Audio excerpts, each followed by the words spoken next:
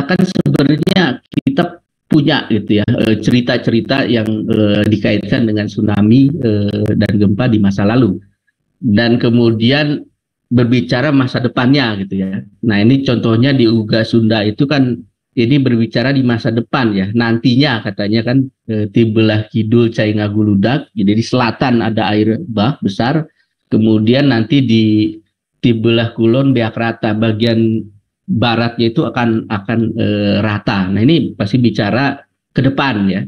Kalau ini yang sudah terjadi bahwa Kirat dan Halilintar tadi bersamaan, nah itu menceritakan bahwa ada dulu ya gitu air naik ke angkasa. Nah kemudian ini cerita, nah berarti kita historisnya sama, nanti prediktif ke depannya juga ada di unsur kearifan lokal. Ketika ini disandingkan sebenarnya semuanya sekarang mengkerucut ya, potensinya ada, tetapi kembali lagi ya bahwa jangan sampai membuat takut, tetapi ya harusnya membuat kita lebih tawakal, kalau saya berpikirannya seperti itu ya. Nah kemudian satu catatan penutup lainnya, ini juga menarik kalau bagi saya ya. Waktu saya di Aceh ketika sehabis tsunami itu mendapat cerita dari seorang survivor ya, dulu supir kita yang kita sewa mobilnya pada waktu itu, dia ingat cerita pernah nonton film Deep Impact ya, ketika ada orang teriak air naik, dia langsung teringat film itu. Kemudian dengan keluarganya langsung evakuasi menjauhi, karena di film itu katanya harus menjauhi laut ke daerah yang lebih tinggi gitu. Dan akhirnya sekeluarga itu selamat dari tsunami akibat dari pernah nonton film Deep Impact. Nah, saya ketemu dari teman-teman dari seniman, kemudian ada beberapa dari ini ya, dari sineas gitu ya. Seandainya kalau kita dapat membuat film Megatrust di Jawa saat ini ya, mungkin saja ya bisa menjadi pengingat ketika bencananya benar-benar datang. Dan ini bisa untuk awareness dan peningkatan kapasitas ya. Cuman siapa produsernya, siapa, tapi ya yang jelas kalau nanti misalnya artisnya siapa, nah pada ya Yono ini udah cocok jadi artis gitu ya. Nah itu yang bisa saya sampaikan. Sekian, terima kasih. Assalamualaikum warahmatullahi wabarakatuh. Saya kembalikan ke Pak Moderator, Pak Pandu. Ya, Waalaikumsalam warahmatullahi wabarakatuh. Terima kasih Kang Heri Andreas atas paparannya. Tadi ada pesan bahwa jadi akumulasi energi dari Megatrust sudah di mana. Nah, sehingga simpulannya sekarang kita sudah ada di ujung siklus untuk Megatrust di antara 30 sampai 40 tahun, begitu ya, lebih. Justru ini harus meningkatkan awareness masyarakat di pantai. Ya perlu manajemen untuk mitigasi bencana. Yang terakhir tadi adalah film Megatrust Java, menarik. Memang kalau film itu mudah sekali untuk memberikan pelajaran dan diingat oleh masyarakat. Barangkali ini ide brilian menurut saya, sehingga bisa terbukti nanti akan hadirnya film Megatrust Java. Menarik, jangan kemana-mana dulu, nanti mungkin ada pertanyaan dari para peserta webinar. Kita lanjutkan yang pembicara ketiga, Pak Ijo Wongko. Beliau saat ini masih di kereta api, tapi mudah-mudahan bisa connect.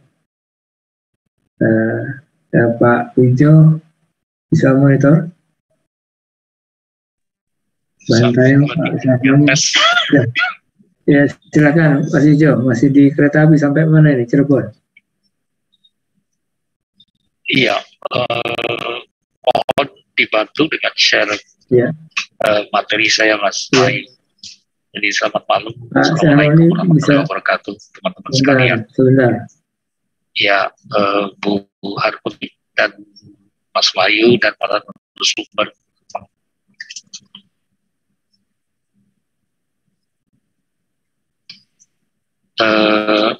saya mencoba memodelkan dari sumber yang terbaru ya, yang dipublikasi oleh Mas. Saya belum melihat layar ini.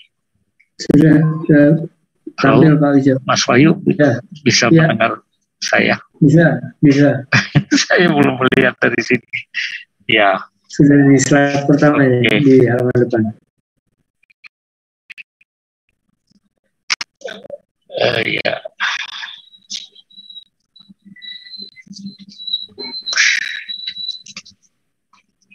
Coba langsung saja ke sebentar.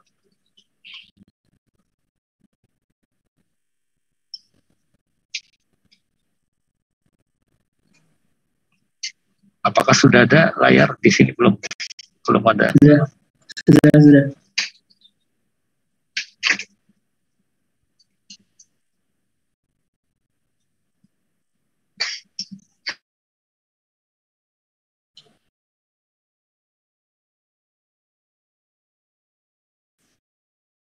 Sudah ada Pak Wijaya di layar.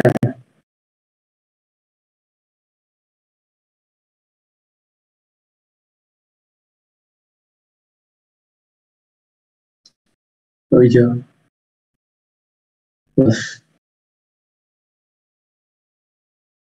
Iya, kelihatannya hilang sinyalnya Pak Wijaya.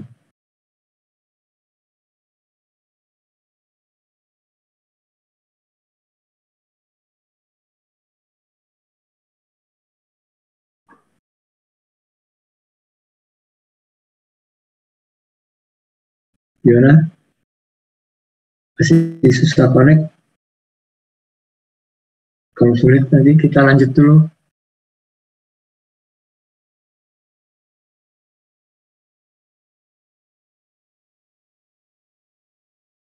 Halo Pak Wijaya. Kelihatannya terputus.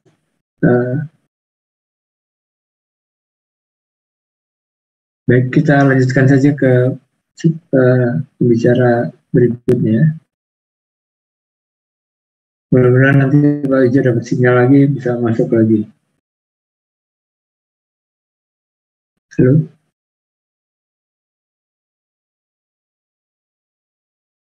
Oke, kita lanjut saja ke pembicara berikutnya, Pak Kantumedi.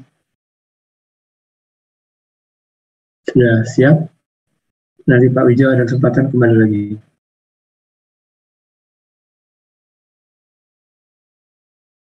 Halo, Pak Asmedi.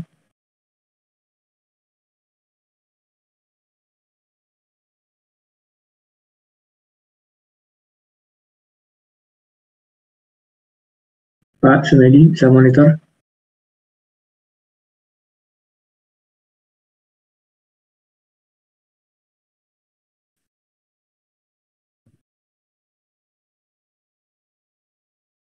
Tidak ada koneksi. Assalamualaikum. Waalaikumsalam. Ya, Pak Asmedi.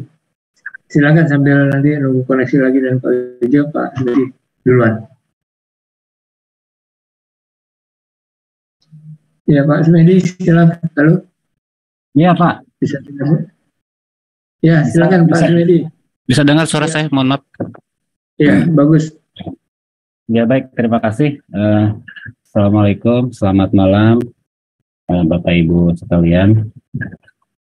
Izinkan kami untuk melengkapi mungkin ya apa yang sudah disampaikan oleh tadi ada Mas Arif, ada Pak Heri Andreas, dan ada Pak Wijo ya.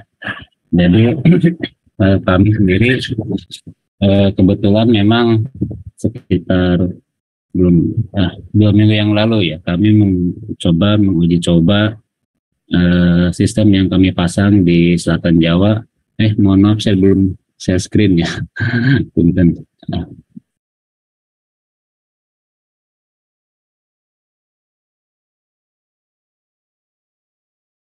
Ya,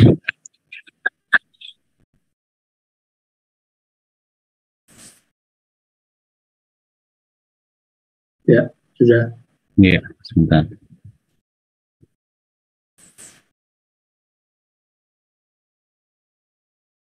Oh, ini. Jadi kami jadi coba sistem peringatan dini tsunami di Pangandaran yang memang berlokasi di selatan Jawa.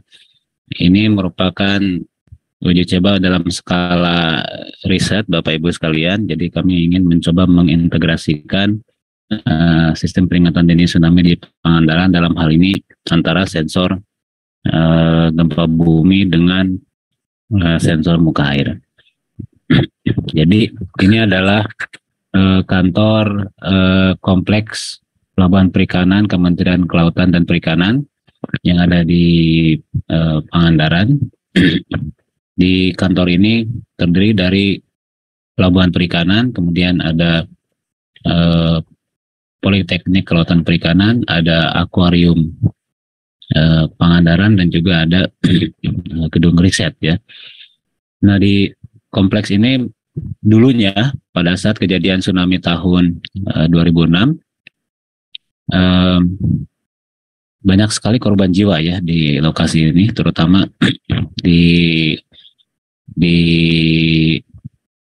bagian yang memang sekarang sudah berdiri gedung ini gitu ya. Jadi ada sekitar 34 orang meninggal akibat kejadian tsunami 2006 pada saat itu. Dan saat ini lokasi ini sudah berubah total. Tadi sudah disampaikan oleh Mas Arief juga bahwa memang pembangunan luar biasa di selatan Jawa ini, dan ini adalah salah satunya gitu ya. Ini salah satu contohnya di mana Kementerian Kelautan membangun sebuah kompleks terintegrasi yang cukup cukup besar ya, dan cukup lengkap, dan ini menjadi salah satu atraksi baru pariwisata Pangandaran.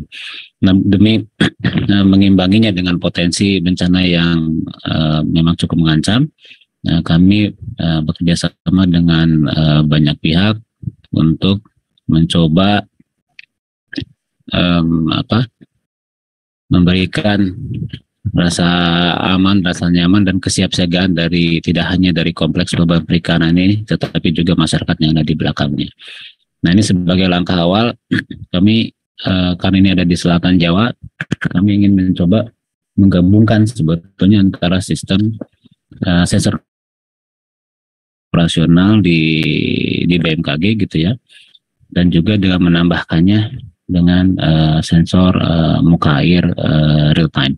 Kemudian juga ini langsung sistemnya secara otomatis ya, karena memang dalam beberapa kejadian gitu ya, mungkin ini perlu kita evaluasi bersama-sama, memperingatkan masyarakat langsung di lokasi ini menjadi salah satu tantangan terbesar kita juga gitu ya, di mana misalnya BMKG sudah merilis peringatan dini tsunami kurang dari 5 menit misalnya sesuai dengan prosedur yang ada, tetapi ternyata untuk menyampaikan ke masyarakat misalnya dengan sirine itu menjadi tantangan tersendiri ya. Ini menjadi kesulitan tersendiri, sehingga ini menjadi salah satu hal yang ingin kita uji cobakan ya di kompleks Pelabuhan Perikanan di Pangandaran ini, di mana semua sistemnya berjalan secara otomatis gitu ya. Tentu saja ini karena ini skala riset ya Bapak Ibu sekalian, jadi apapun itu nanti perlu dievaluasi dengan secara pada saat skala operasionalnya. Nah, ini juga kami melakukan tsunami drill, jadi kami tidak hanya menguji cobakan apa yang ada di upstream, tetapi juga kita menguji cobakan apa yang ada di downstreamnya. Jadi bagaimana sebetulnya reaksi langsung dari masyarakat, dan kami pernah melakukan wawancara kuesioner gitu ya pada masyarakat, dan kami cukup surprise juga bahwa ada sekitar 77% ternyata belum pernah ya melakukan latihan evakuasi tsunami di lokasi ini, dengan jumlah responden sekitar 172 orang di desa Babakan, Pangandaran. Oleh karena itu pada tanggal 26 Oktober lalu kami melakukan uji coba sistemnya sekaligus manusianya gitu ya, untuk melakukan evakuasi tsunami ke tempat yang aman. Nah, ini adalah gambaran peralatan yang dipasang di kompleks Pangandaran gitu ya. Jadi selain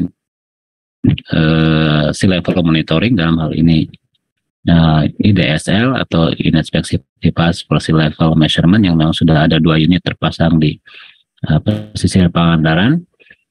Kami juga memasang panel informasi, kemudian dilengkapi dengan sirenenya, ada yang besar dan ada yang kecil, dan juga ada sensor gempa bumi versi murah ya, dalam hal ini Raspberry Shake.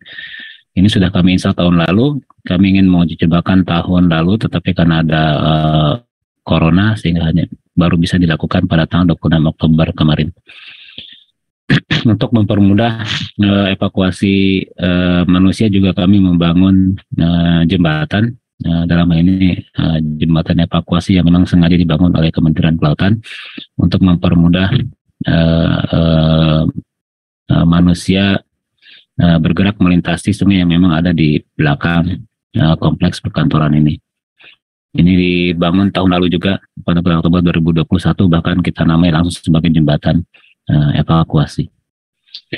Ini juga ada ini gambaran kompleks pelabuhan Cikidang Pangandaran yang memang tahun 2006 itu tidak ada ya, jadi belum seperti ini. Jadi memang pasca 2006 Pangandaran tumbuh begitu pesat, dan salah satunya di sektor kelautan perikanan.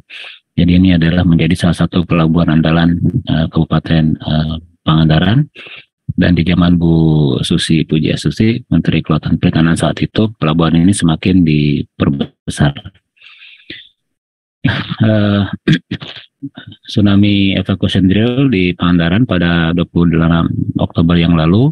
Jadi kami mencoba melakukan uji coba sistem yang ada, tadi sudah saya sebutkan, jadi integrasi dan juga otomatis tsunami detection dan juga peringatannya.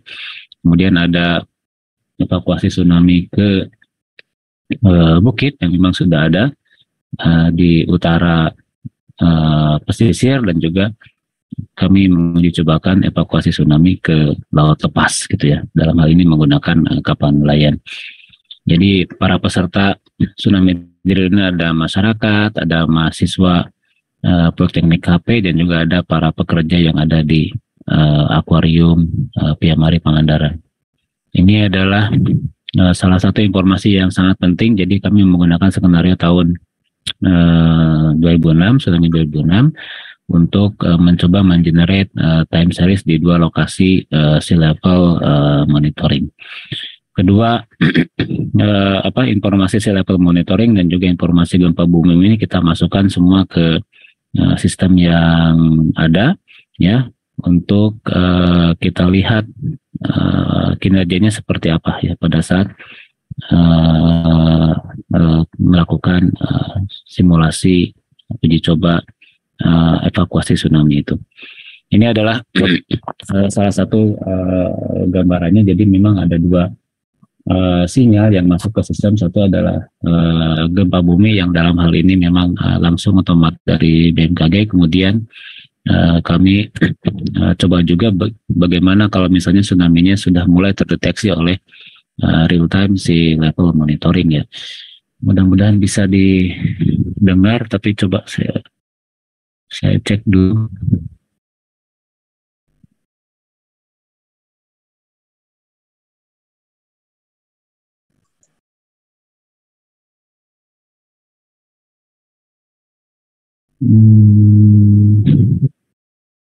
Share sound.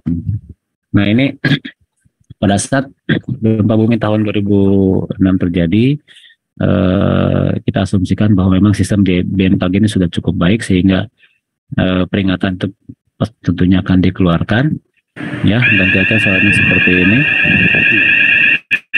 ya. Kemudian jika tsunami-nya mulai terdeteksi oleh sea level monitoring yang memang ada beberapa unit dipasang di selatan Jawa dan 2 unit ada di Pangandaran, maka suara sirene tersebut akan berubah menjadi seperti ini kira-kira. Nah ini memang ada dua alert yang kita keluarkan. Ya, jadi memang yang satu yang memang sudah default, kemudian dilengkapi dengan yang realnya pada saat tsunami ini sudah tiba. Tentu saja akan banyak diskusi terkait hal ini. Kami juga sangat terbuka pada kritik Bapak dan Ibu sekalian semuanya. Nah, ini adalah pada kondisi drillnya pada hari yang ditetapkan pada 26 Oktober 2022 jam 10 pagi. Jadi kira-kira soalnya seperti ini. Jadi ada kompleks Politeknik ya. From Poltek, Sirin. Dan juga ada kompleks akuarium seperti itu. Nah, ini adalah kondisi di kompleks akuarium pada saat gelombang tsunami-nya sudah tiba di pesisir ya. Jadi waktu yang pada saat tsunami sudah sangat dekat, kemudian sudah terdeteksi oleh sea level itu memang waktu tidak banyak. Jadi ada sekitar 15 menit, tetapi waktu ini ternyata memang masih cukup sebetulnya untuk warga atau masyarakat yang ada di situ untuk melakukan evakuasi ke tempat yang sudah ditentukan. Nah, ini adalah simulasi dari pergerakan manusianya dari kantor Pangandaran ke lokasi yang aman di daerah Sukahurip ya. Jadi jaraknya memang agak jauh Bapak Ibu sekalian, itu sekitar 2 km ya gitu ya, 2 km. Jadi sebetulnya mungkin hanya beberapa orang yang memang dengan kondisi fisik yang bagus kelihatannya memang bisa melakukan evakuasi ke lokasi dengan jarak 2 km tersebut. Hanya saja di sini memang cukup menarik gitu ya. Jadi ada beberapa rintangan gitu ya untuk bagi siapa saja yang ingin menuju lokasi tersebut, seperti misalnya pada saat kita melalui jalan besar ya di sana, karena memang di situ agak terhenti sejenak ya, karena memang di situ jalan besar di mana terjadi ada banyak lalu lintas yang cukup padat sehingga orang akan cenderung berhati-hati untuk menyeberang itu supaya tidak terjadi kecelakaan lalu lintas. Nah, ini adalah lokasi yang lainnya juga demikian sama. Ini juga tidak ada beberapa menjadi catatan kami. Ini adalah langsung dari kompleks pelabuhan menuju lokasi yang sama di atas bukit. Terjadi juga beberapa lokasi mengalami pelambatan atau hambatan, dan ini juga sedang kami pelajari apa yang terjadi di sana gitu ya. Salah satunya memang ternyata beberapa trek dari rute evakuasi ini telah berubah ya. Bahkan seperti ini contohnya bisa dilihat ya. Jadi ada beberapa lokasi yang memang misalnya yang melalui sawah ini gitu ya, dia sudah tidak seperti dulu lagi karena memang ternyata sudah berubah fungsinya gitu. Kemudian ini juga cukup penting karena memang livelihood dari masyarakatnya adalah nelayan. Jadi kita juga mencoba untuk melihat potensi menyelamatkan kapal nelayan gitu ya pada saat tsunami itu terjadi. Jadi kami ada beberapa skenario ya yang kami tetapkan di awal, kemudian kami analisa sama-sama kira-kira memungkinkan tidak ya pada saat kejadian dengan 2006 itu menyelamatkan tidak hanya nyawa tetapi juga kehidupan atau livelihood dari masyarakat di sana. Jadi memang kapalnya kapal yang tidak terlalu besar ya, dan dia ternyata cukup lincah ya, cukup cepat pada saat dia bergerak dari pelabuhan menuju lautan lepas zona aman pada saat terjadi tsunami 2006. Jadi lokasi yang amannya juga kita pelajari langsung dari nelayan yang memang mereka mengalami kejadian tsunami 2006.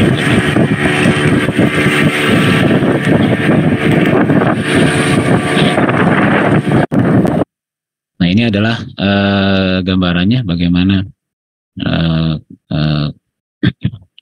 pada bagaimana kapal-kapal nelayan itu keluar dari lokasi pelabuhan menuju zona aman tsunami tersebut, ya.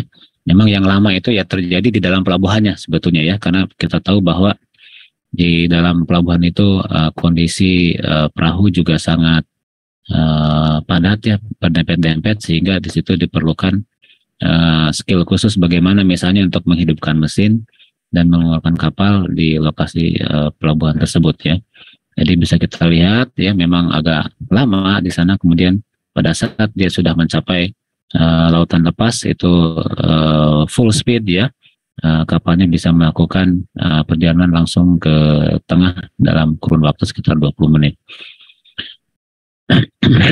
Nah, mungkin itu saja yang bisa saya sampaikan Bapak Ibu sekalian, dan ini ada beberapa hal yang memang masih menjadi bahan diskusi juga, tidak hanya di tim kami tetapi juga kami juga memerlukan kritik dari Bapak Ibu sekalian. Jadi apa yang sudah kita lakukan ini semuanya dalam skala riset, dan insya Allah hasilnya juga akan kita konsultasikan ya dengan otoritas terkait.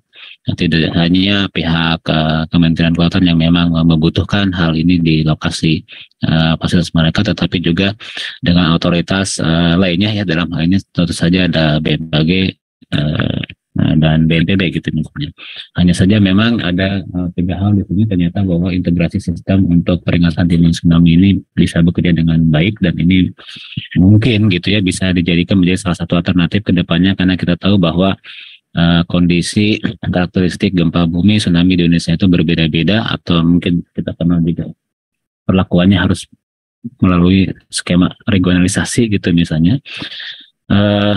Sistem otomatis ini juga sangat menantang sebetulnya, jadi tidak hanya dibutuhkan kesiapsiagaan yang hal-hal yang sifatnya teknis, tetapi juga aspek-aspek non teknis ini betul-betul perlu dipertimbangkan juga.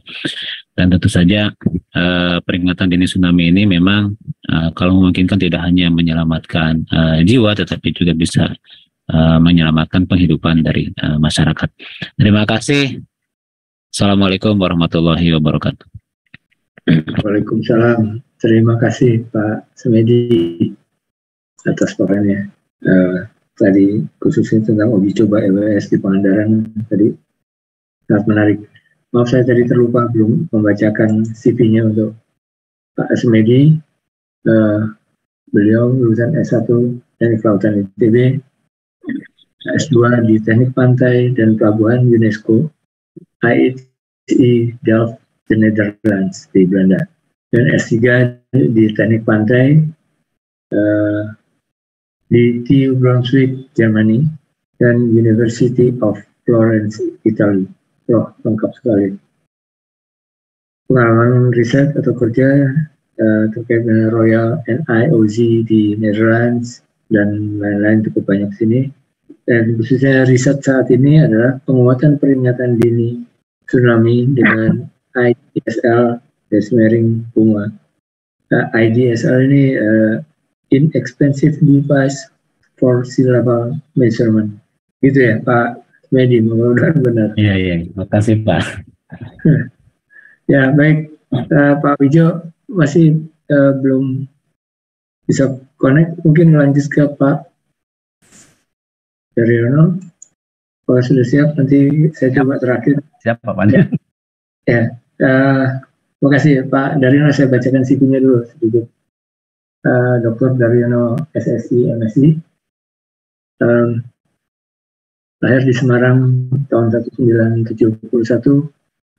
pendidikan S1 di Universitas Indonesia, Prodi Meteorologi dan Geofisika, lalu S2 di Universitas Udayana, Magister Iklim dan Lahan Kering, tahun 2002, S3 di Universitas Gadjah Mada, program Doktor Geografi kekhususan mitigasi bencana 2011. Saat ini beliau bekerja di BMKG dan dengan jabatan saat ini adalah PLT Kepala Pusat Gempa Bumi dan Tsunami. Monggo Pak Daryono, silakan Tan 15 Terima menit. kasih Pak Pandu. Selamat malam. Assalamualaikum warahmatullahi wabarakatuh. Yang hormati Ibu Harkunti, Pak Wahyu Pandu, para narasumber dan Bapak semua peserta webinar Potensi Tsunami Selatan Jawa. Saya mau share screen.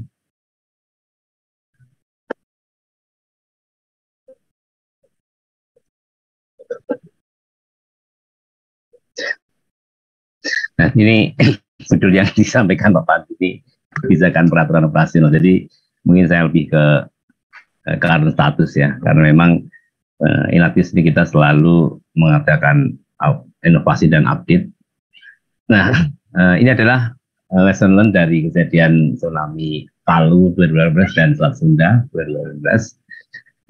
Dua tsunami ini sangat menarik ya untuk diambil pelajaran karena bisa memperbaiki banyak sekali kondisi tata kelola dan lain terkait dengan sistem peringatan di tsunami kita, di mana tsunami Palu itu dipicu oleh aktivitas secara aktif ya dengan mekanisme strike slide geser, tapi dia bisa memicu tsunami. Ini menjadi catatan penting bagi kita bahwa untuk memicu tsunami itu tidak harus berpusat di laut dan mekanisme thrusting atau normal. Kemudian karakteristik tsunami-nya near fail tsunami, waktu tibanya itu sekitar 2 menit sudah menyentuh pantai dan itu sangat sulit untuk kita warning, sehingga kita harus mencari alternatif bagaimana bisa memberikan peringatan dini, kemudian juga bagaimana edukasi yang kita berikan terkait dengan waktu tiba yang sangat singkat ini, sehingga masyarakat harus benar-benar siap. Kemudian kita juga mencatat kejadian penting bahwa subsistem simulasi kita benar-benar tidak bisa beroperasi saat itu karena memang rusak akibat gempa. Gempanya di situ, pusatnya di situ, tsunami-nya di situ, sehingga sistem warning kita menjadi tidak bisa bekerja secara efektif karena mengalami kerusakan. Sementara untuk event tsunami Selat Sunda yang dipicu oleh erupsi Gunung Anak Krakatau itu menyebabkan silent tsunami yang tentu saja itu sangat sulit untuk kita warning, meskipun peralatan monitoring PIG yang dipasang di BMKG itu bisa mencatat dengan baik, tetapi kita belum bisa mendesain bagaimana agar monitoring itu bisa menjadi warning. Ini menjadi catatan penting kita semua. Dan akhirnya lahir peraturan Presiden nomor 93 tahun 2019 ini tentang penguatan dan pengembangan sistem informasi gempa bumi dan peringatan tsunami. Dan ini end-to-end sistem ini mengalami penambahan peran ya untuk komponen struktur itu. BPMBG masuk di dalam upstream karena memang untuk kasus terjadinya tsunami di gunung api ini tentu saja peran BPMBG sangat dibutuhkan dalam memberikan peran dalam membangun warning, di mana BPMBG tetap yang akan warning meskipun kita mendapat data dari BPMBG. Dan di sini untuk komponen kultur banyak sekali yang dilibatkan, ada lebih 16 stakeholder, dan semuanya tujuan untuk bagaimana mengurangi risiko di masyarakat ya yang berisiko. Nah, saat ini Inatius kita sudah banyak mengalami penambahan peralatan ya. Kita sudah mengoperasikan 403 sensor sismik, dan nanti tahun 2004 itu kita targetnya 600 sensor sismik ya. Itu hasil kajian dari tim ITB. Untuk monitoring laut kita sudah mengoperasikan juga banyak sekali peralatan. AWS water level dari BMKG itu ada 35, tsunami guides yang khusus untuk memang desain untuk memonitor tsunami itu ada 5 ini dioperasikan BMKG. Nah, yang target oleh PIG ini totalnya ada 234 ya. IDSL yang dari tim Pak Sumedi itu ada 7, Boy dari LIPI atau BRIN itu ada 7. Nah, ini sebenarnya sebuah sumber daya yang sudah cukup bagus ya untuk bisa membangun sistem monitoring muka laut, dan tentu saja kalau melihat luasan laut kita tentu masih perlu kita tambah lagi. Dan ini terkait dengan sistem processing ya, berarti monitoring sistem processing. Nah, sistem processing ini kita tetap dibagi menjadi dua ya, jika gempa bumi ini tidak menimbulkan tsunami, maka kita hanya menyampaikan informasi waktu kejadian, kekuatan, kedalaman, shake map, dan mekanisme sumber. Tapi kalau tidak terjadi tsunami, maka decision support system kita akan mengenerate modeling, prekalkulatif, dan kemudian kita akan berikan peringatan di tsunami dengan status ancaman awas, siaga, waspada. Nah, yang menarik bahwa saat ini BMKG sudah mengeluarkan tidak hanya status ancaman tapi juga ketinggian tsunami dan waktu tiba itu pada warning pertama. Kalau sebelumnya itu kita mulai memberikan informasi kedatangan dan ketinggian berbasis model itu ada di warning kedua. Tapi sekarang kita akan memulai PD1 sudah keluar estimasi tinggi tsunami dan waktu tibanya, agar respon terkait dengan upaya early action itu bisa kita lakukan lebih dini. Kemudian semua sudah kita sesuaikan terkait dengan web, kemudian sistem diseminasi kita, email, CTS, semua sudah kita sesuaikan bahwa nanti pada warning pertama itu sudah ada estimasi waktu tiba dan ketinggian tsunami. Nah, kemudian juga kita saat ini sedang menjajaki bagaimana agar warning tsunami kita itu bisa dikeluarkan dalam waktu 3 menit setelah gempa. Selama ini kita masih 4 dan 5, kebanyakan di 5, tapi berdasarkan sistem automatic detection kita yang terus mengalami perbaikan, dan saat ini juga sedang mengalami proses perbaikan untuk akurasi magnitudo, maka kami mengamati bahwa hasil yang dikeluarkan automatic detection itu banyak yang sudah mirip dengan hasil yang sudah dianalisis oleh petugas, oleh analis kita. Dan kita sudah mengumpulkan data sebanyak-banyaknya bahwa ada daerah-daerah kita yang sumber gempa memiliki histori tsunami itu bisa kita warning dalam waktu 3 menit. Ini masih dalam proses kajian empirik kami, dan nanti meskipun kita sensor kita 400 sampai 500, kita bisa mengeluarkan warning dalam waktu 3 menit. Sementara Jepang itu sekarang itu memang sudah 3 menit ya, tapi mereka mengeluarkan lebih dari 1000 sensor seismik. Nah, ini adalah sumber daya skenario modelnya. Ya. Pada tahun 2013 itu kita sudah bisa membangun 4.580 skenario model tsunami. Kemudian tahun 2021 kemarin lebih dari 18.000. Nah, ini yang terbaru pada tahun 2002 ini kita akan menyelesaikan skenario model lebih dari 20.000. Sehingga sumber-sumber gempa di Indonesia itu bisa ada modelnya semua. Jadi ketika terjadi gempa di suatu tempat, kedalaman sekian, magnitudo sekian, itu sudah ada modelnya yang nanti akan kita jadikan warning. Nah, ini terkait dengan atypical tsunami, BMKG terus berkomitmen untuk mengembangkan Indonesia Tsunami Non-Tektonik atau INATNT ya. Jadi ini adalah sistem yang terintegrasi yang berfungsi mendeteksi anomali muka laut yang mengindikasi terjadi tsunami yang terekam oleh sensor pengamatan muka laut, baik itu BMKG, BIG, BPPT maupun BRIN ya, maupun KKP ya. Kehadiran INATNT ini akan meningkatkan kinerja sistem INATIS yang dalam mendeteksi tsunami disebabkan baik oleh tektonik maupun non-tektonik. Jadi sebenarnya untuk atypical ini belum ada yang bisa memberikan warning ya. Jadi lebih tepat kepada pendeteksian tsunami berbasis observasi muka laut. Itu yang bisa dilakukan ini. Kalau peringatan dini untuk atypical tsunami itu belum memungkinkan. Tapi kalau kita mengembangkan dan menyimpulkan prototipe sistem pendeteksian tsunami berbasis observasi, ini yang sedang kita bangun. Dan modelingnya sudah kita buat di Selat Sunda ini, di Rakata kita pasang IDSL, dan itu menjadi warning jika terjadi flank collapse lagi, dan bisa menjadi warning untuk kawasan di Banten maupun di Lampung.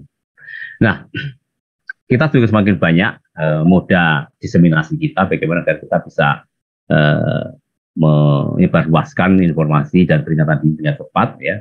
Ya, syaratnya ya tersedia tersedia informasi yang tepat, itu kemudian kita juga banyaknya akses yang bisa diambil oleh masyarakat, artinya masyarakat bisa mengakses banyak cara, ya, banyak peralatan, banyak moda, ya.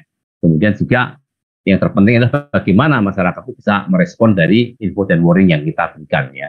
Walaupun kita bisa memberikan informasi cepat, tetapi early action-nya tidak ada, warning kita bagus, early action tidak ada, ya kita tetap akan menjadi victim. Itu yang menjadi persoalan kita, dan ini yang kapan selesainya terkait dengan kemampuan masyarakat dan stakeholder kita bisa merespon warning ini menjadi persoalan yang harus kita bangun, terus kita carikan solusi. Nah, ini adalah sebaran warning response system kita, dan ini bisa menginformasikan info gempa itu real time, ya. Jadi apa yang dikeluarkan mesin di pusat gempa nasional kami itu langsung bisa disaksikan oleh masyarakat kita. Dan ini juga ada aplikasinya yang dalam bentuk aplikasi di handphone.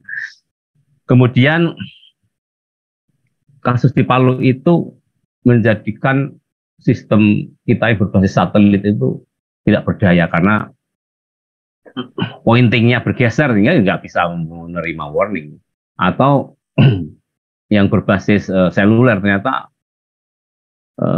BTS-nya rubuh atau rusak, ya nggak bisa.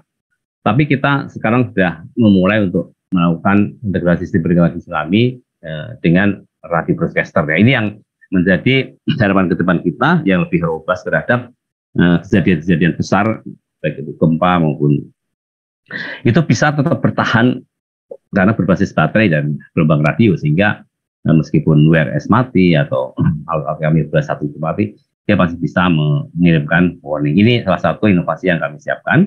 Termasuk juga kita juga membuat namanya aplikasi warning BMKG ini sirine tapi ada di handphone, ya. Ya, sekali lagi ini masih berbasis seluler, ya, dan tapi ini masih lebih baik daripada ada sirine tapi tempat kita jauh, sirine bunyi kita nggak dengar. Nah, tapi kalau menggunakan aplikasi ini kita bisa mendapatkan informasi itu. Nah, siren tsunami itu bukan peringatan dini, tapi itu adalah perintah evakuasi, ya.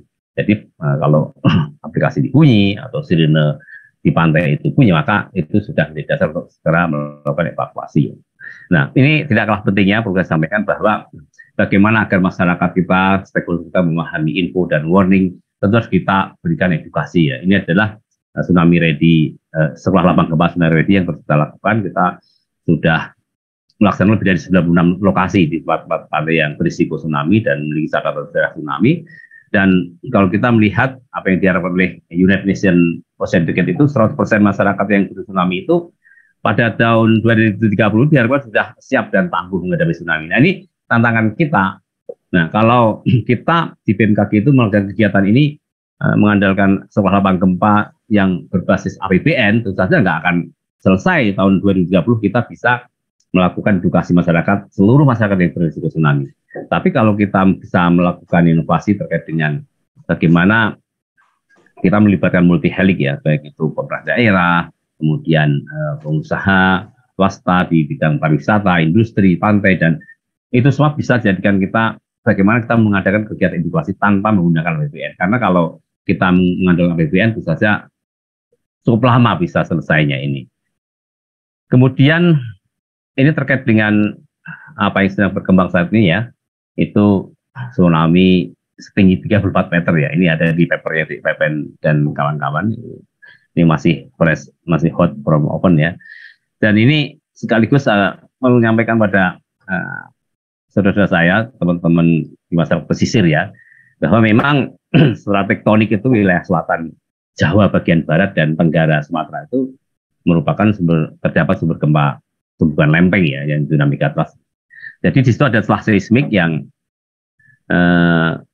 jika dihitung itu ada dua segmen, ya. Segmen yang di bagian Tenggara Sumatera itu 325 km, segmen di selatan Jawa bagian barat itu ada 422 kilometer ya. Jadi 325 km tambah 442.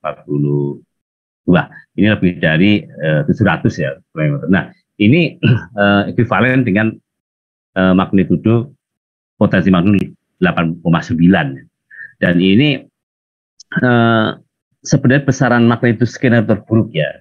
Ini adalah potensi dan bukan prediksi, sehingga tidak tahu kapan terjadinya. Bisa jadi benar-benar keluar seperti itu, tapi juga bisa jadi ini kan segmennya dua ya, bisa lepas satu-satu. Atau tadi Pak Heri Andreas kalau banyak gempa signifikan di situ, itu akan berkurang energinya. Nah, ini harapan kita memang seperti ini ya. Tapi mensikapi seperti ini masyarakat sekali lagi jangan jangan sebenarnya kita paranoid dengan hasil kajian seperti ini. Kita memang membutuhkan ini itu untuk acuan mitigasi. Nah, kita akan menyiapkan sistem mitigasi seperti apa di pemerintah daerah di wilayah masing-masing itu, bagaimana menata ruang pantainya. Tanpa modeling kita nggak tahu bahwa daerah mana yang terlanda, tingginya berapa. Itu kalau tidak ada modeling seperti ini, kita nggak bisa membuat rujukan-rujukan mitigasi. Nah, mengapa kita ambil yang skenario terburuk ya? Skenario terburuk itu penting sekali untuk acuan mitigasi. Karena apa? Kalau yang terjadi di bawah itu masyarakat, stakeholder lebih siap. Nah, jadi mulai sekarang masyarakat harus mulai cerdas, mulai terbuka, mulai open mind di dalam menerima hasil kajian seperti ini. Jadi jangan mudah kagetan, jangan mudah kerumunan, jangan mudah tiba-tiba cemas, panik, karena semua itu ditujukan untuk kebaikan. Saya yakin apa yang dilakukan peneliti ini temuan yang luar biasa, karena bisa memodelkan dua segmen di celah seismik yang saat ini memang memiliki potensi itu. Jadi kapan terjadi tidak tahu, tapi ya pasti itu mungkin. Siapa yang menyangka dulu sebelum tsunami Aceh 2004 itu ada segmen Aceh Andaman itu sejauh 1.300 itu ternyata bisa rilis dan lepas menimbulkan gempa 9,2. Tidak ada yang mengira. Berarti kan kita malah tahu setelah kita selesai terjadi baru kita kasih, ternyata ada segmen kepanjang itu dan itu bisa seperti itu. Jadi kita mulai sekarang bagaimana agar masyarakat tidak mudah kagetan dengan yang seperti ini, karena ini justru kita perlukan untuk menata mitigasi agar kita lebih kuat ya. Nah, kemudian hingga saat ini belum ada teknologi yang dapat memprediksi kapan gempa terjadi ya, berapa kekuatannya, sehingga BMKG juga nggak akan mengeluarkan prediksi itu. Kemudian masyarakat diimbau tetap tenang, menyikapi hasil-hasil penelitian ini, tetap beraktivitas seperti biasa di pantai, tetap berdagang, berwisata, melaut, tidak ada masalah, karena memang ini bukan prediksi, bukan peringatan dini ya. Jadi jika merasakan, namun masyarakat tetap harus peka ya, jika merasakan getaran gempa kuat atau tidak terlalu kuat tapi berguncang dengan durasi yang lama, itu sudah bisa menjadi dasar untuk menjauh dari pantai, karena bisa jadi gempa tadi itu berpotensi tsunami. Lebih baik kita mencari aman. Dan evakuasi mandiri ini sebenarnya jaminan keselamatan ya, daripada kita bergantung pada warning yang itu bisa terjadi kesalahan dan segala macam. Jadi edukasi evakuasi mandiri ini memang harus kita galakkan, terutama daerah-daerah yang memiliki sumber gempa dekat dengan pantai. Nah, ini adalah beberapa catatan kami selama kami mengelola mitigasi ya. Jadi yang pertama, masih banyak lokasi rawan gempa dan tsunami yang belum memiliki kapasitas merespon info gempa dan tsunami yang ideal ya. Jadi banyak lokasi belum memiliki peralatan penerima info dan warning ya. Kapasitas SDM penanggulangan bencana masih kurang di daerah itu. Kapasitas pegawainya yang sudah terlatih pun akhirnya dirotasi, pindah atau bergeser, sehingga tidak lagi menangani bagian yang sudah kita edukasikan. Belum ada SOP, belum banyak terjadi SOP respon, sehingga ketika terjadi itu ya tetap mau berbuat apa itu tidak tahu, karena responnya memang SOP-nya belum paham terkait info dan warning ini. Dan banyak BPBD yang belum beroperasi 24/7, artinya belum ada sip-sipan, belum ada. Ini juga kalau tsunami kan nggak melihat jam 1 malam, jam 2 malam, jam 3 malam. Ini artinya memang perlu mendorong agar BPBD itu beroperasi 24/7. Kemudian sarana evakuasi, rambu, jalur, tes, tempat evakuasi. Sementara tempat evakuasi akhir, siren itu belum tersedia. ini sebenarnya cerminan bahwa sebenarnya pemerintah daerah itu belum aware terhadap saran-saran mitigasi ini. Artinya belum bersungguh-sungguh di dalam merespon pentingnya mitigasi ini. Kemudian kegiatan peningkatan edukasi dan literasi belum dilakukan secara masif ya. Latihan evakuasi mandiri belum dilakukan secara rutin dan berkelanjutan atas inisiasi masyarakatnya. Sehingga kita saat ini mengembangkan tsunami ready yang benar-benar bagaimana agar komunitas itu memiliki kesadaran dan dia bisa bangkit sendiri, mengelola sendiri, dan itu ada di tsunami ready yang sedang kita kembangkan. Kemudian tidak semua daerah memiliki komunitas siaga bencana. Ini fakta bahwa banyak sekali pantai-pantai rawan itu benar-benar asing terhadap ancaman tsunami dan bagaimana. Sehingga ini menjadi tantangan kita ke depan di IAPI ini untuk bisa mengurangi fakta-fakta komunitas siaga bencana yang benar masih awam, padahal disebut rawan tsunami. Kemudian rekomendasinya adalah kementerian lembaga terkait pemerintah dan pemerintah daerah untuk dapat memprioritaskan program peningkatan kapasitas respon pemerintah daerah dan masyarakat dalam hal informasi gempa dan peringatan tsunami. Perlu menyiapkan sarana evakuasi tsunami, rambu, jalur evakuasi, tempat evakuasi, sementara evakuasi akhir dan sirine. Karena memang sirine itu sebenarnya pemerintah daerah yang menyediakan. Kemudian perlunya penyebaran informasi peringatan di gempa dan tsunami harus dapat menjangkau seluruh wilayah rawan gempa dan tsunami. Ini juga menjadi tantangan kami di BMKG agar kita bisa memperbanyak moda, kemudian memasang peralatan penerima info dan warning. Kemudian seluruh komponen pentahelix untuk bersinergi dalam melaksanakan program peningkatan kapasitas respon pemerintah daerah dan masyarakat. Karena kuncinya adalah respon. Peringatan dini itu tanpa respon itu sama dia tidak ada. Sehingga respon ini menjadi suatu hal yang penting ya, dalam kemampuan merespon ini. Kemudian terakhir pemenuhan kebutuhan dasar pemerintah daerah dan masyarakat dalam merespon informasi gempa dan peringatan tsunami harus diwujudkan dengan cepat dan tepat. Sehingga inilah kunci dari bagaimana kita menyiapkan early warning, kemudian masyarakat dan early action, dan ternyata bisa tercipta zero victim. Demikian Bapak Ibu sekalian, terima kasih. Assalamualaikum warahmatullahi wabarakatuh. Baik, terima kasih Pak Daryono. Presentasinya yang luar biasa komprehensif. Menarik tadi adanya inovasi-inovasi terkini mengenai radio broadcaster, karena memang fasilitas komunikasi biasanya fail saat terjadi musibah. Tapi dengan radio ini salah satu alternatif. Jadi ada backup, begitu yang primary-nya gagal masih ada secondary-nya. Juga tadi mobile early warning system itu juga menarik.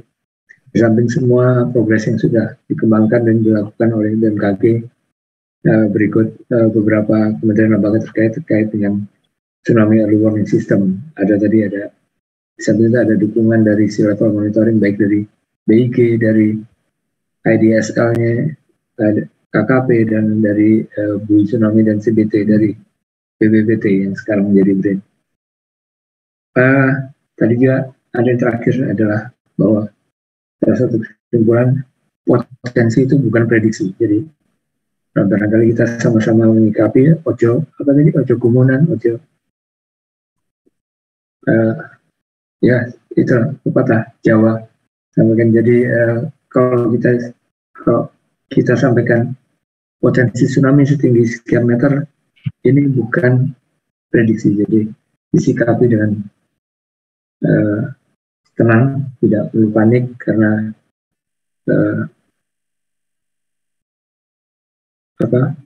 kita selalu siap, ready, siap. Begitu kita ada bencana, kita sudah tahu.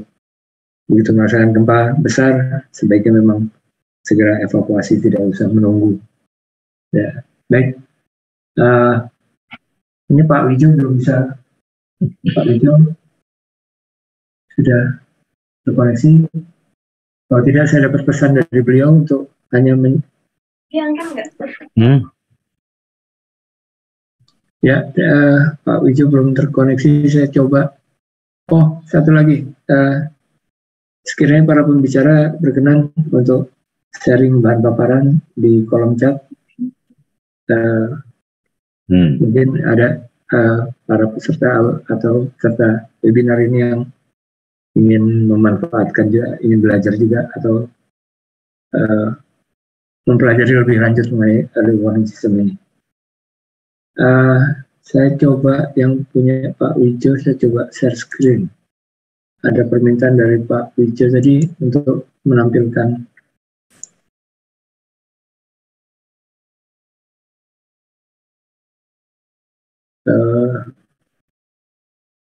ya, mohon izin Pak Wijo kalau sambil monitoring di kereta api. Jadi ini gambaran dari pemodelan tsunami yang pernah dilakukan oleh Pak Wijo di tahun 2018 lalu dalam workshop di BMKG pada bulan April 2018. Beliau menyampaikan bahwa ada potensi tinggi tsunami maksimum lebih besar dari 50 meter di salah satu titik di selatan Jawa. Tapi yang lainnya pada umumnya pada kisaran kurang lebih 20 sampai 40 meter di titik-titik lain sepanjang pantai selatan Jawa ini. Ini kemarin sempat viral juga waktu tahun 2018 bulan April Mei itu, bahwa seolah-olah ini adalah prediksi, tapi disampaikan ini potensi. Lalu berikutnya pemodelan tsunami yang oleh Profesor Ilik, kalau nggak salah, ini disampaikan Pak Wijo tadi. Beliau titipkan bahwa di sini estimasinya bahwa selatan Jawa pada titik-titik tertentu ada maksimum hingga 20 meter. Ini dengan model sumber dari 660 kali 210 km pada 30 kali 30 km grid dan seterusnya. Lalu yang terbaru adalah yang masih hangat tadi, pemodelan tsunami oleh Pak Pepen Supendi dan kawan-kawan. Di sini juga lagi-lagi bahwa prediksi tsunami mencapai maksimum lebih dari 30 meter. Maaf, bukan prediksi, saya rawat potensi. Jadi potensi tsunami bisa lebih besar dari 30 meter. Ini pemodelan tsunami Samudra Hindia yang sudah dan sedang dilaksanakan di Pusat Riset Teknologi Hidrodinamika di Yogyakarta, di bawah BRIN. Berikutnya adalah pemodelan tsunami Indonesia Barat. Juga beberapa titik potensi tinggi tsunami di sepanjang pantai ini. Kalau kita lihat warna merah, barangkali pada kisaran 20 sampai 25 meter. Sekiranya terjadi potensi gempa pada, nggak jelas di sini. Ya, kalau lebih ini gambarannya. Saya kurang jelas magnitude-nya berapa, tapi mungkin dalam skala 9 atau lebih. Di selanjutnya ini hanya evidence saja. Yang terakhir dari Pak Wijo menyampaikan bahwa ancaman gempa bumi dan tsunami secara historis tinggi, laten, dan lestari. Masih perlu banyak kajian secara saintifik, secara extraordinary, dan berkelanjutan. Potensi ancaman tsunami dan gempa bumi megatrust di selatan Jawa dan Selat Sunda hingga Selat Sunda tinggi, meliputi Samudra Hindia dan Australia dan Indonesia. Di pantai Sumatera hingga Jawa dengan ketinggian karbonatrik lebih besar dari 30 meter dengan waktu tempuh lebih kurang dari 30 sampai 40 menit. Ini juga barangkali perlu menjadi perhatian dari BPBD untuk timing ini menjadi penting.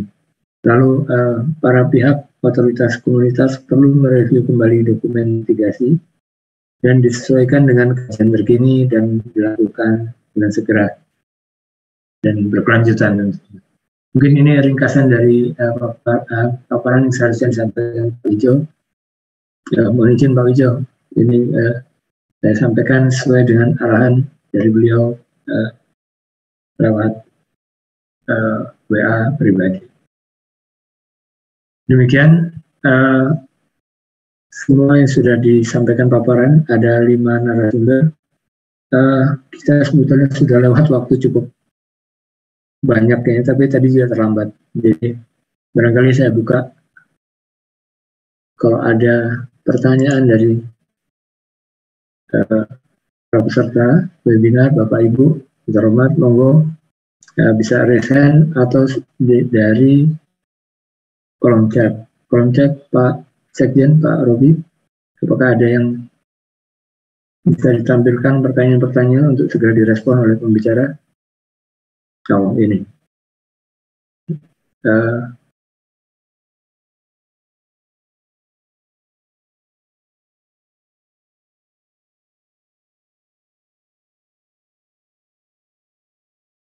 Masih loading.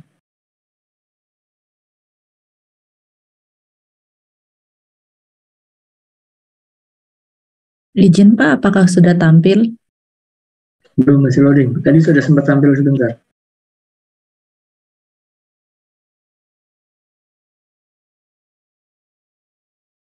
Nah, ini yang Pak Dodi nanti Pak, kami beri kesempatan Pak untuk bertanya. Ada pertanyaan pertama dari Pak Kuswaji Dwi Priyono. Diskusi terkait gempa bumi tsunami hingga saat ini masih dalam tataran lokasi secara regional. Misalnya Selatan Jawa, adakah detail bahwa pada sisi Selatan Jawa ini itu ada sederet patahan-patahan minor yang dapat diidentifikasi hasar yang terprediksi hitungan tahun dimungkinkan terjadinya kapan. Siapa yang akan merespon? Gempa bumi Pak Daryono mungkin yang terakhir. Iya, baik, terima kasih. Langsung direspon saja Pak. Iya, terima kasih Pak Kuswansi. Terima kasih pertanyaan yang bagus ini. Tentu saja di dasar laut itu banyak sekali sesar-sesar aktif ya, apakah itu di outer reef maupun outer basin ya. Jadi itu memang banyak sekali, tetapi kalau kita melihat terkait aktivitas seismisitasnya itu memang gempa-gempa yang dipicu oleh sesar minor ini memang kecil Pak Kuswasi. Nah ini kalau kita melihat seismisitasnya memang sebaran aktivitas gempanya itu dikenal gempa intraplat ya. Intraplat itu gempa yang ada di operating belt ya, artinya di selatan Jawa itu gempa banyak sekali. Tapi kecil-kecil itu namanya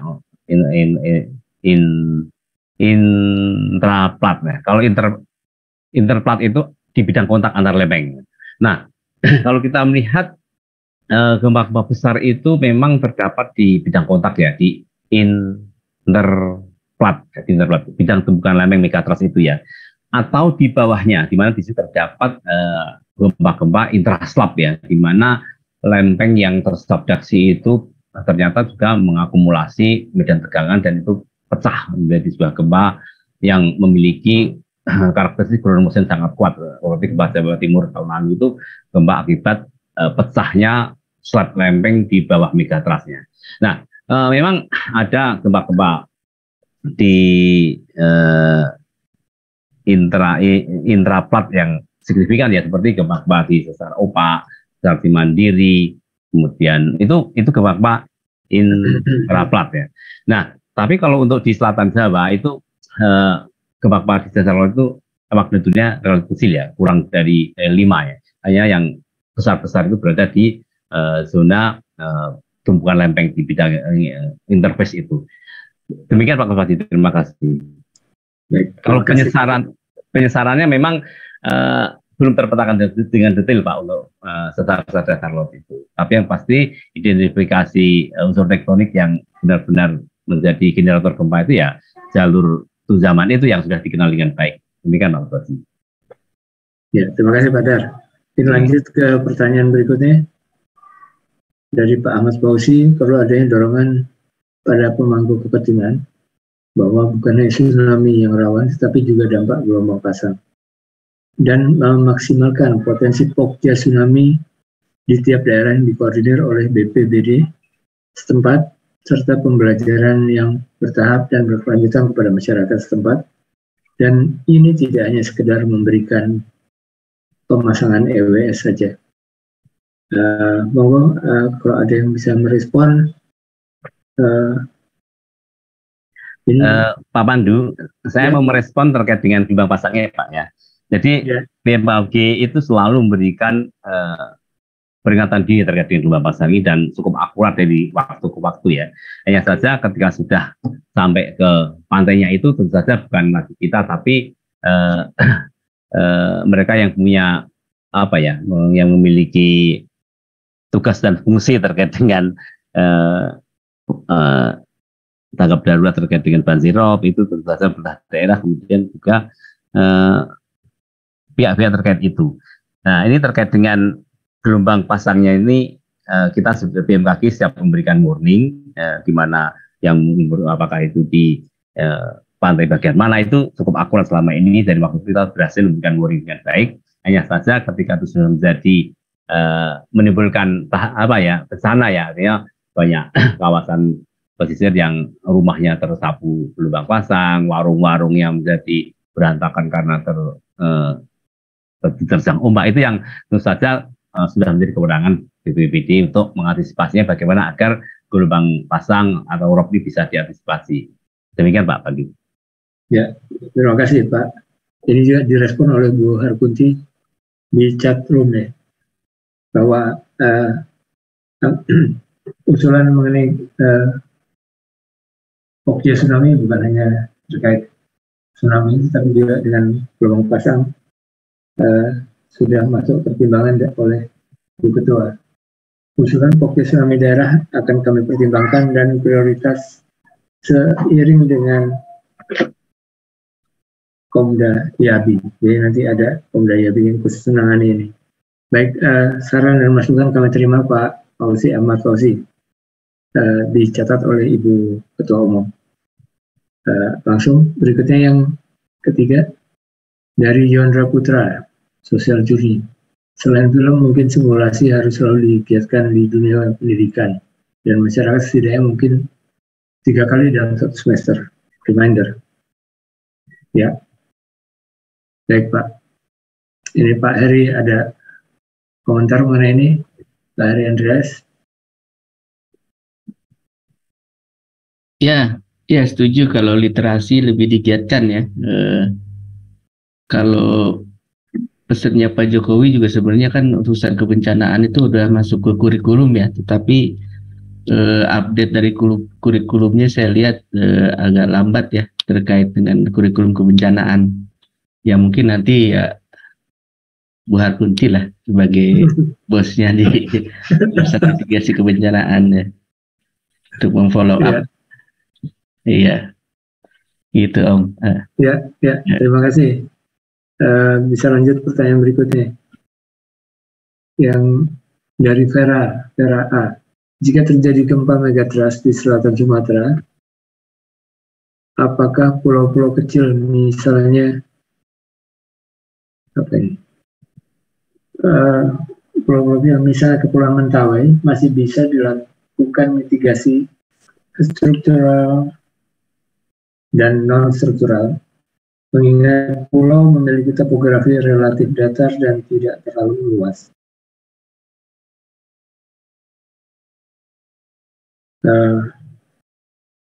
Gimana? Pak, ada yang bisa menanggapi ini, Pak? Ya. Daryono lagi. Baik Pak. Tetap bisa karena memang mitigasi itu kan dibagi menjadi 2 ya, struktural dan non-struktural. Kalau non-struktural terkait dengan edukasi, peningkatan kapasitas masyarakat, bagaimana cara memahami potensinya, cara selamatnya, kemudian juga bagaimana merancang sistem mitigasi yang tepat untuk daerah itu tentu saja masyarakat yang teredukasi secara non-strukturalnya akan lebih banyak paham bagaimana membangun cara selamatnya. Tentu saja namanya kegiatan sosial ini pasti bisa dilakukan. Nah, untuk yang non-struktural, yang struktural tentu saja membangun rumah dengan bangunan yang tahan gempa sesuai dengan building code itu tentu ada jaminan bahwa rumah itu akan tahan jika diguncang gempa dengan magnitudo yang bersumber di dekatnya. Nah ini ya tujuannya building code seperti itu, dan tentu saja itu bisa menjadi solusi. Nah ini untuk gempa bumi ya. Untuk tsunami, pembangunan tempat evakuasi, kalau mempertimbangkan mungkin daerah yang flat, itu bisa dilakukan dengan membangun tempat evakuasi yang tingginya melebihi modeling yang bisa terjadi di tempat. Nah inilah sekali pentingnya modeling. Kalau kami bilang tsunami-nya itu bisa sampai 15 meter, 10 meter, itu jangan direspon dengan kepanikan. Dan ini penting untuk bisa merangsang sistem mitigasi. Akhirnya Pak, oh berdasarkan modeling tingginya sini 15 meter, berarti saya harus bisa membangun di atas ini tempat evakuasi sementara. Jadi meskipun pulau-pulau kecil ya, ini berada di dekat tsunami ganas, tetapi tetap masih bisa dilakukan upaya mitigasi struktural dan ini benar-benar bisa direalisasikan. Demikian Pak. Ya, baik. Terima kasih Pak Daryono. Berikutnya pertanyaan nomor 5. Kecil banget ya. Ini enggak baca ini di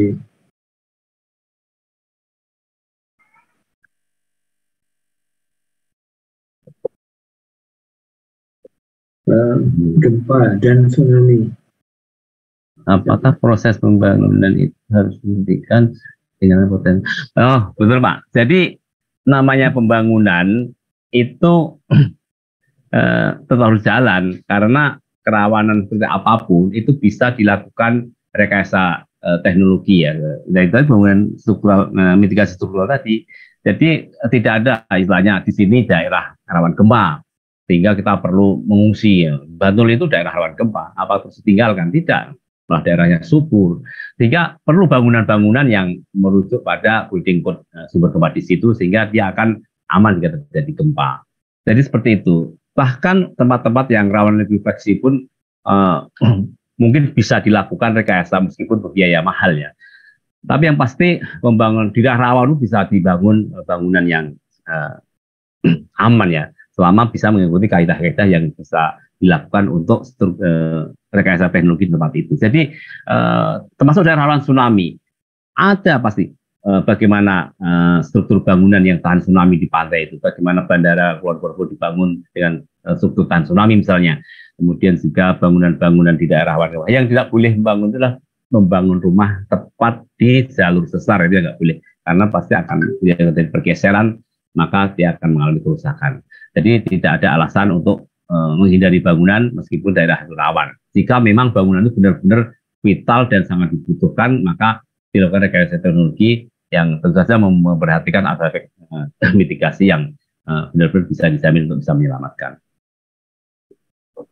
Ya, terima kasih. Ini pertanyaan berikutnya, yang ke-6, pertanyaan langsung Pak Daryono ya.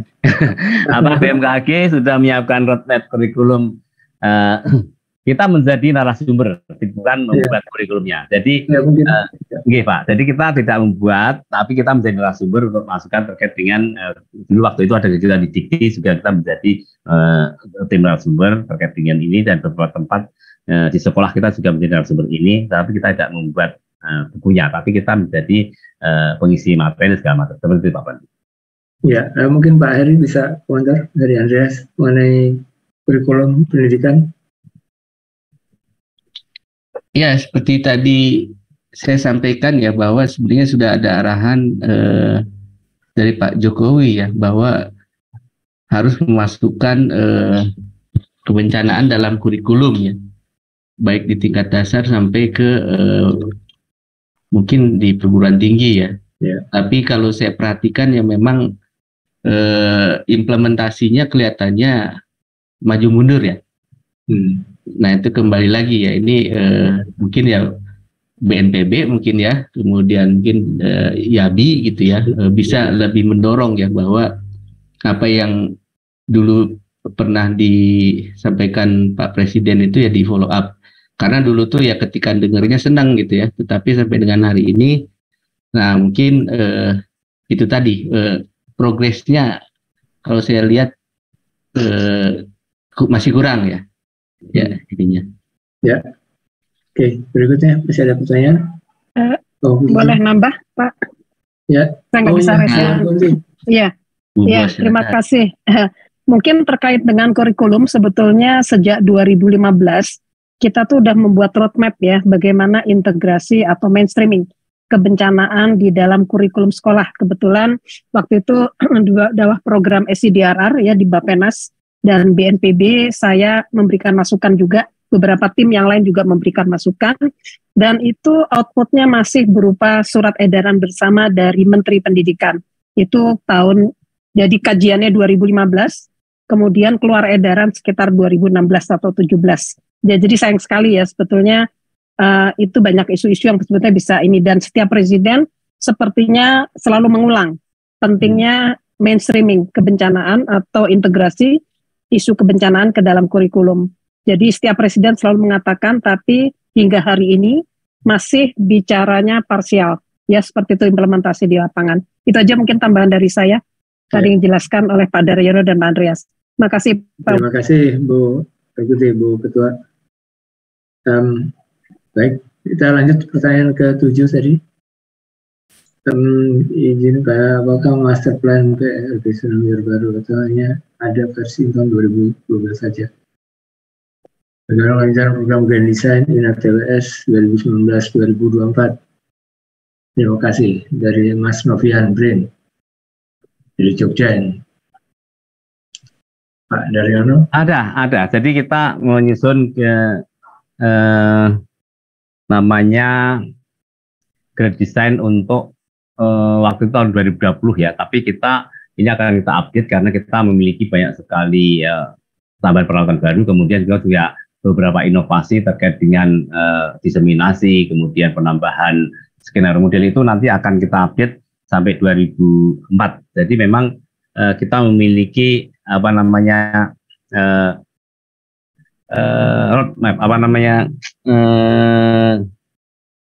Denstra ya. Jadi kita memang ada target tertentu yang harus kita capai, seperti seismograf kita itu tahun 2004 harus sudah 600, kemudian warning report system itu sudah 500, kemudian kita mampu memberikan informasi gempa itu 2 menit ya, dan kita sudah bisa wujudkan itu dengan real time earthquake information. Kemudian juga kita harus bisa memberikan warning tsunami itu dalam 3 menit ya, dan sebelumnya kan 5 menit ya.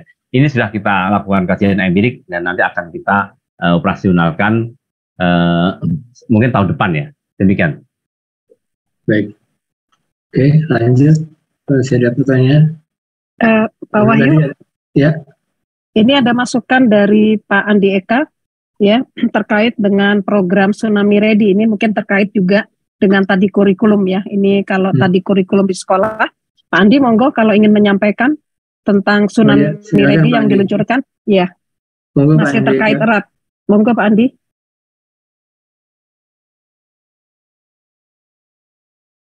Halo, Pak Andi.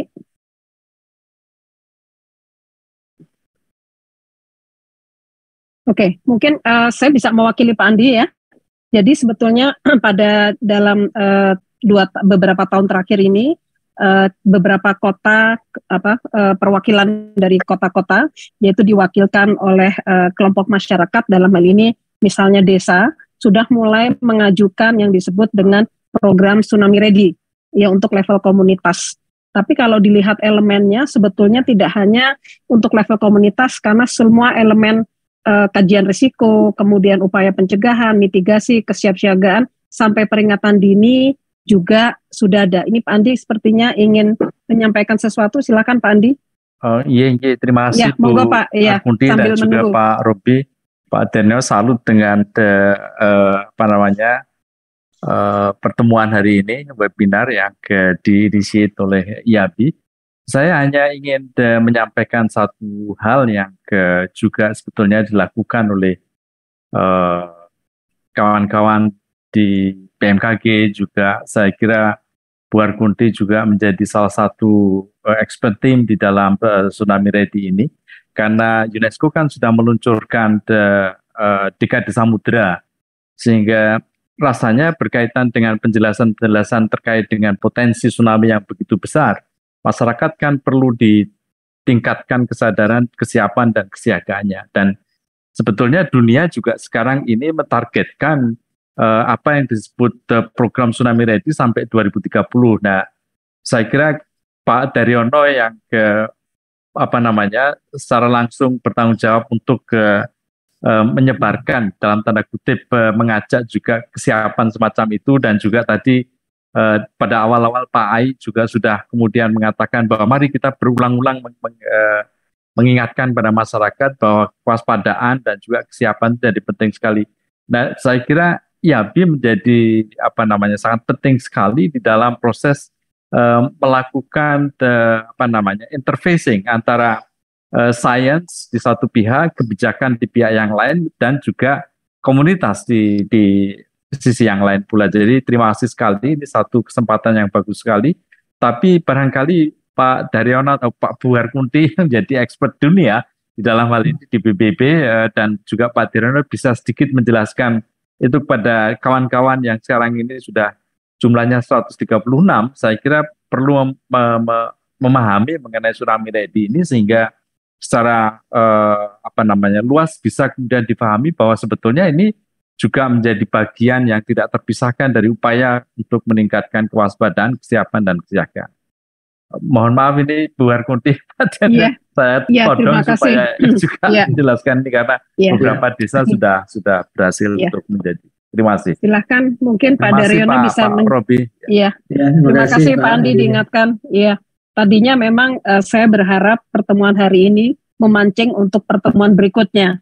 Dari kita bicara sains, tapi memang kayaknya animo dari sahabat-sahabat yang hadir itu pengennya seluruhnya dibahas ya. Jadi memang nanti Pak Daryono akan menjelaskan Tsunami Ready, tapi saya akan menjelaskan kepada Ocean Decade. Ya, Ocean Decade untuk tsunami ya, Ocean Decade untuk UN Ocean Decade ya, tsunami program. Kebetulan saya salah satu steering committee atau scientific committee ya di dalam program tersebut. Salah satu yang terkait adalah target di dalam dekade ini bahwa seluruh kota, kabupaten atau seluruh wilayah yang rawan tsunami di dunia itu harus mencapai ketangguhan, atau dengan kata lain kalau bicara seluruh itu 100%. Itu sudah mengimplementasi program tangguh. Nah, antara lain Tsunami Ready maupun program-program yang ada di tiap negara. Misalnya program tangguh bencana di Indonesia disinergikan dengan Tsunami Ready, di negara-negara lain ada program lain. Jadi target yang dicanangkan oleh UN, khususnya rekomendasi dari UN Ocean Decade for Tsunami Program, yaitu target 100% atau seluruh wilayah yang rawan tsunami sudah menjalankan program tersebut, atau dengan kata lain siaga ya, siaga dan tangguh. Itu memang agak berat ya. Kita 10 tahun ini sekarang tinggal 7 tahun ya, sekarang udah 2022 sampai akhir 2030 kita masih punya waktu sekitar 7-8 tahun untuk mewujudkan itu. Itu aja mungkin Pak Andi yang dari saya terkait dengan Ocean Decade for Tsunami Program, bagian dari Ocean Decade for Science. Silakan Pak Daryono tentang Tsunami Ready. Iya, terima kasih. Jadi Tsunami Ready itu menjadi sangat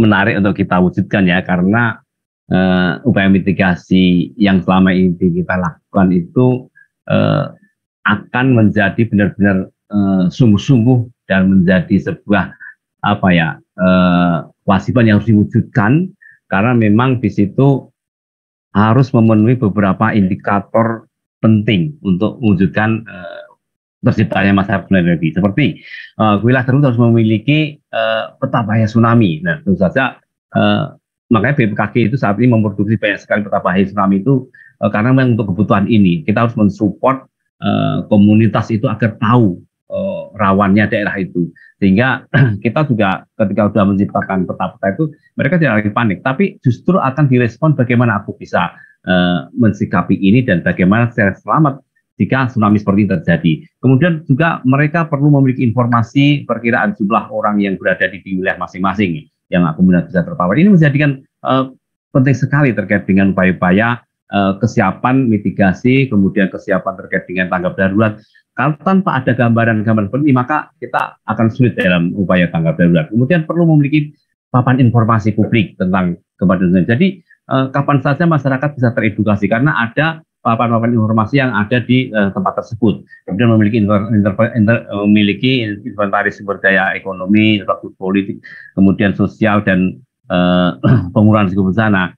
Ini semua datanya lengkap sekali sehingga ini menjadi menjadi data penting untuk terkait dengan upaya-upaya jika terjadi upaya tanggap darurat di tempat tersebut. Kemudian memiliki peta evakuasi tsunami.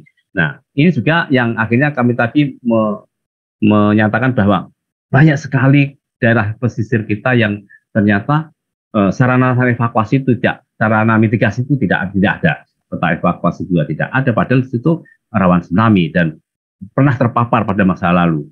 Nah, ini juga kemudian memiliki materi pendidikan dan kesiagaan yang didistribusikan. Nah, bagaimana agar komunitas itu juga memiliki bahan bacaan yang bisa dijadikan edukasi tanda kutip pasif ya, karena itu tidak terusnya kita lakukan sosialisasi, tapi kita tinggalkan di perpustakaan desa atau di tempat-tempat umum, di masjid, di mushola. Itu menjadi sesuatu yang harus diwujudkan di tempat tersebut. Kemudian memiliki kegiatan pendidikan dan kesejahteraan secara rutin. Tapi ini kegiatan yang benar-benar diadakan dari mereka sendiri, bukan kita datang, bukan drop-dropan istilahnya ya, tapi mereka memang memiliki kemampuan untuk melakukan edukasi secara mandiri. Dan ini tentu saja tidak mudah kalau tidak kita siapkan dengan serius, kemudian melakukan pelatihan tsunami secara rutin ya. Jadi ada kegiatan drill yang secara berkala diadakan ya. Tentu saja ini menjadikan budaya baru masyarakat itu yang sebelumnya tidak mengenal kenapa harus mencari jalur evakuasi dan latihannya. Ini penting sekali untuk dijadikan budaya di daerah yang rawan tsunami. Kemudian juga perlu adanya rencana operasi darurat. Jadi di situ sudah siapa berbuat apa itu sudah ada karena cerminan kejadian darurat itu sudah tergambarkan sehingga mereka memiliki personal yang siap untuk bagian kesehatan, bagian keamanan siapa, bagian peringatan dini siapa, bagian macam-macam. Itu bisa akhirnya kalau kita pernah ingat ada masyarakat mitigasi berbasis komunitas yang seperti ini bagian dari Tsunami Ready. Kemudian memiliki kemampuan menerima info gempa dan peringatan dini. Nah, ini juga tidak mudah. Selama 24 jam itu mereka memiliki sarana itu. Bagaimana coba?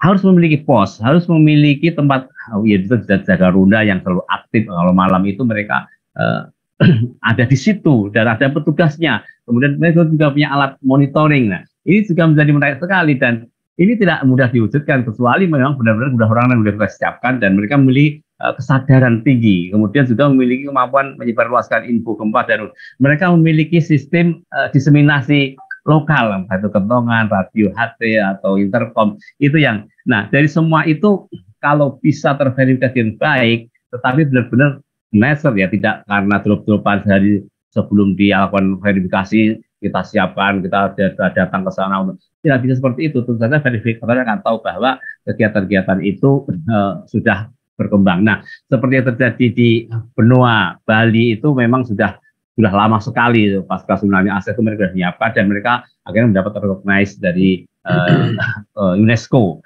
Nah, ini menyusul nanti akan mendapat pengakuan itu dari Kemadang itu di pantai di tempatnya Abah Lala itu di mana ya Pak? Kemudian Panggarangan. Nah, kemudian di Kemadang itu ada di Gunung Kidul, kemudian satu lagi di Malang ya di ya. Jadi itu nanti ini juga masih ada yang belum selesai diverifikasi dan nanti menyusul kalau memang belum lengkap verifikasi belum bisa mewujudkan ya kita tunda dulu, kita harus melengkapi terkait dengan indikator tadi. Demikian Bu. Ya, baik Pak Daryono. Terima kasih atas responnya Bu Artuti dan Pak Andika tadi juga menambahkan. Ini semakin larut malam semakin panjang diskusi ya. Semakin panas. Ya, kita lanjut ke mungkin ada ini karena ada Mas Arif yang ada di Papua, jadi waktunya udah jam lebih dari midnight. Sudah menjelang sahur, Pak. Ya, pertanyaan berikutnya mungkin bisa direspon dengan cepat saja.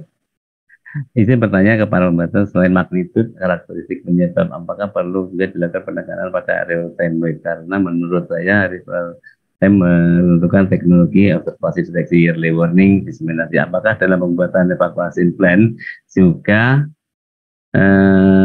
mempertimbangkan strength dan weakness landscape geografis? Terakhir, bagaimana menjaga semangat agar bersama lestari dan generasi?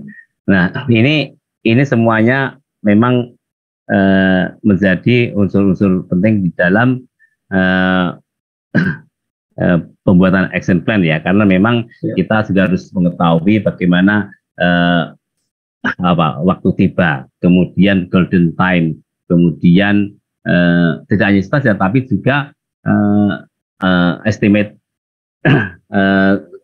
tsunami, ketinggian tsunami juga harus ada juga, sehingga dengan adanya data yang lengkap itu, makanya kami sampaikan tadi, setiap kita buat data model tsunami itu mohon masyarakat memahami dulu dan dimanfaatkan untuk membuat seperti yang ditanyakan ini, sehingga itu menjadi data yang value yang sangat berharga sekali untuk upaya mitigasi di tempat tersebut. Jadi sama sekali tidak ada unsur untuk menakut-nakuti apa, tapi itu harus direspon karena memang metode yang dibuat itu berdasarkan metode yang sahih, yang sudah terverifikasi dan dibuat oleh orang-orang yang memiliki disiplin ilmu dan mendalami kegiatan tersebut. Jadi tidak perlu dilakukan dan pasti tujuannya baik untuk mitigasi. Demikian. Terima kasih. Ya, terima kasih Pak Daryono. Pertanyaan berikutnya mohon direspon singkatnya. Nomor 9 itu Pak Smedi, jembatan dan sungai sebenarnya dihindari sebagai jalur evakuasi karena dianggap dapat menjadi jebakan air dan berbahaya saat air tsunami memenuhi sungai. Apakah ada alternatif lain untuk evakuasi dengan kondisi lokasi seperti Pangandaran? Pak Smedi, masih on? Ya. Ya, masih on. Alhamdulillah, terima kasih. Bisa didengar, Pak? Bisa didengar? Masih bagus. Ya, maaf, soalnya tadi ada komentar ininya rusak katanya, apa audionya. Mohon maaf. Ya, memang betul sekali Bu Herdiana, karena memang di lokasi tersebut itu kan melewati sungai itu. Nah, sehingga dibangunlah jembatan untuk memudahkan, sebetulnya tidak hanya untuk tsunami ya, tetapi juga untuk jalur lalu lintas manusia ya, dari situ, dari perkampungan menuju kompleks. Ya, oke. Putus suaranya Pak Smedi. Ya. Lagi ya. Suaranya putus-putus. Ya, intinya ada alternatif.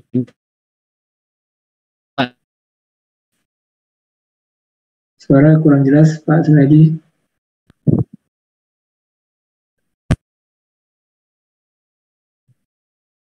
Ya, mungkin bisa direspon tertulis saja. Ini mengingat waktu sudah 10.17, apakah pertanyaannya makin banyak? Pertanyaan makin banyak. Kita respon, mohon nanti para narasumber bisa menyampaikannya secara tertulis. Gimana Bu Arkunti? Tadi ada satu yang present tadi, Pak.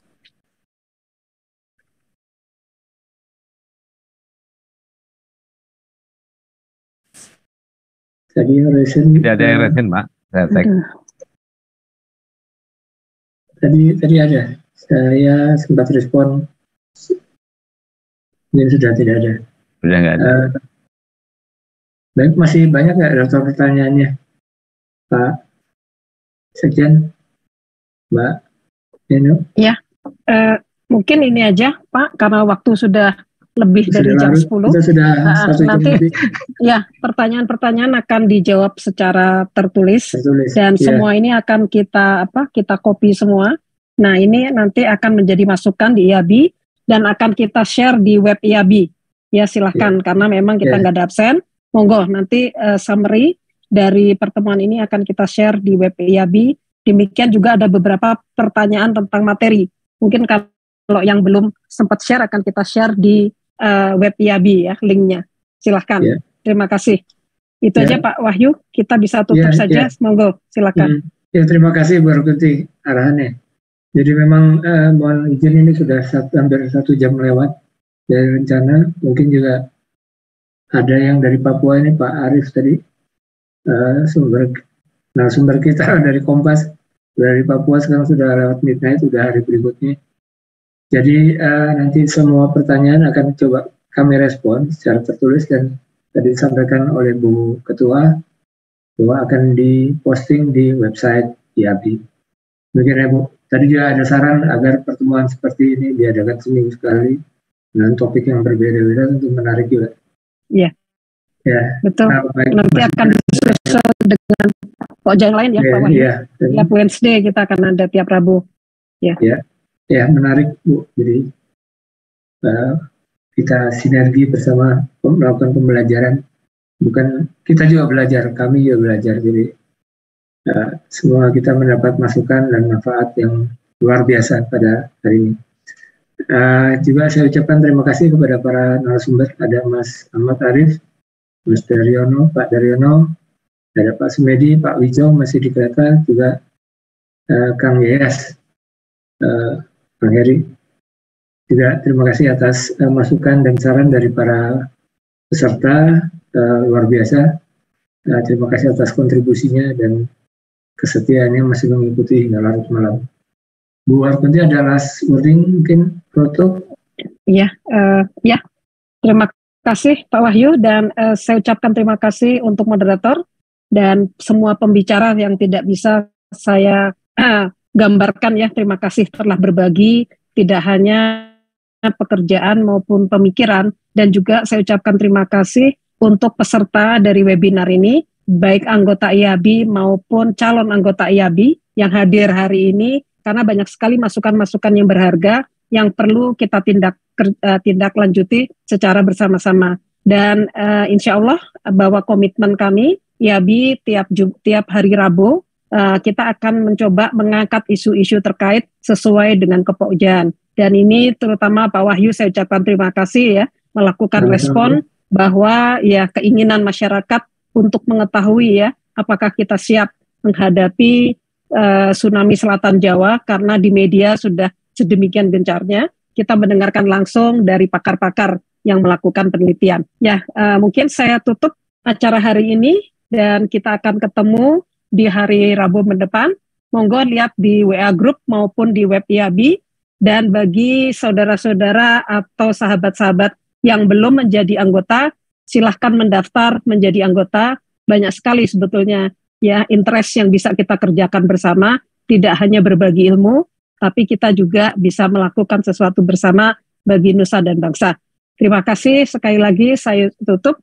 Wassalamualaikum warahmatullahi wabarakatuh. Waalaikumsalam. Terima kasih semuanya. Ya. Tadi ada pertanyaan cara mendaftar ya. Mendaftar silahkan dibuka web IABI. Mbak Neno dikasih link web IABI di chat box.